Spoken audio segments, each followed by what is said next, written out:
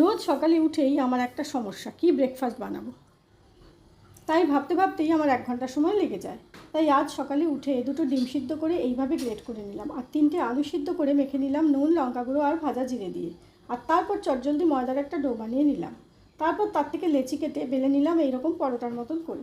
এবার দেখুন ময়দার মধ্যে ঠিক এইভাবে প্রথমে আলুর পুরটা, তারপর আলুর উপর গ্রেট করা ডিমের পুরটা দিয়ে দিলাম। এবার ওপর থেকে আরেকটা পরোটা এইভাবে দিয়ে ধারগুলো ভালো করে বন্ধ করে দিলাম যাতে বেরিয়ে না যায়। এবার একটা পাত্র নিয়ে পুরভরা অংশটা এইভাবে কেটে নেব। এবার পুরভরা পরোটার চারধারও ভালো করে চাপ দিয়ে বন্ধ করে নেব। এখন কড়াইতে সাদা তেল গরম করে একটা একটা করে দিয়ে কম আঁচে লালচে করে ভেজে নেব।